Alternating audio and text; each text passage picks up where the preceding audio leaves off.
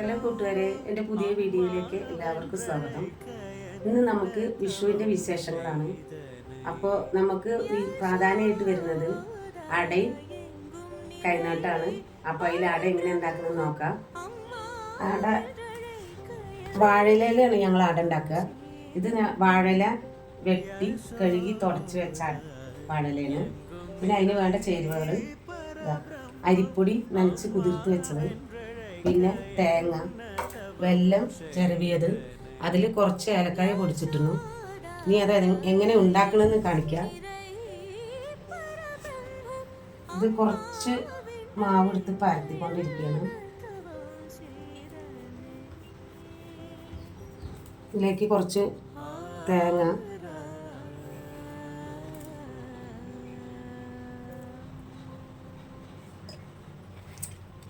വെല്ലം ചിരവി വെച്ചത്,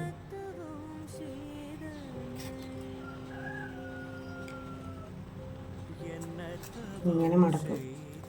പ്ലാസിൻ്റെ ഇലയിലാണ് അട ഉണ്ടാക്കുക. പ്ലാസിൻ്റെ ഇല ഇവിടെ കിട്ടാല്ല,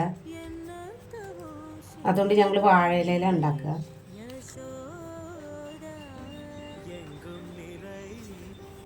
ഓരോന്നോരോന്നായിട്ട് ഉണ്ടാക്കുക. നമുക്ക് അടുത്ത വീട്ടിലൊക്കെ ഞങ്ങൾ അട ഉണ്ടാക്കിയിട്ട് എല്ലാവർക്കും കൊടുക്കും. അടയും പായസം എല്ലാവർക്കും കൊടുക്കും. പിന്നെ സദ്യ ഉണ്ടാക്കിയിട്ട് അടുത്ത വീട്ടുകാരെ വിളിക്കും.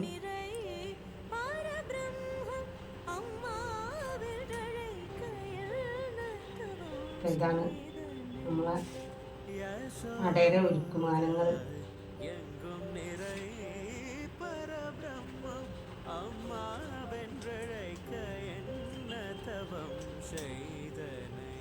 അപ്പോൾ ഞങ്ങൾ ആദ്യം ഉണ്ടാക്കുന്ന അട 2 എണ്ണം ആദ്യത്തെ അട തന്നെ കൃഷ്ണ ഭഗവാന് സമർപ്പിക്കും.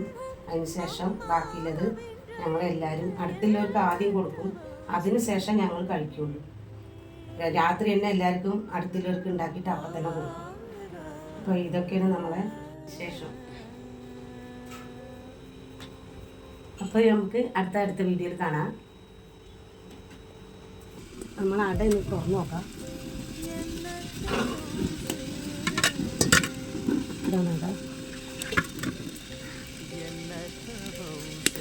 നമ്മളെ അട റെഡി ആയിട്ടുണ്ട്. ഇതാണിട്ട് നമ്മളെ വാഴയിലയിൽ ഉണ്ടാക്കിയ അട. കണ്ടില്ലേ, അട നമ്മൾ നാട്ടുമ്പുറത്ത് ഉണ്ടാക്കുക പ്ലാസിൻ്റെ ഇലയിൽ ഉണ്ടാക്കുന്ന മാതിരി തന്നെയാണ്. പക്ഷേ നമ്മൾ വാഴയിലയാണെന്ന് ഒറ്റ വ്യത്യാസമുള്ളൂ. ആ ഇല ഇവിടെ കിട്ടാനില്ല. ഞങ്ങൾ അടുത്തൊക്കെ അന്വേഷിച്ച് എവിടെയും കാണാനൊന്നുമില്ല. അപ്പോൾ ഞങ്ങൾ ഇതുകൊണ്ട് എപ്പോഴും ഉണ്ടാക്കാറ്. അപ്പോൾ വിഷുവിൻ്റെ അട.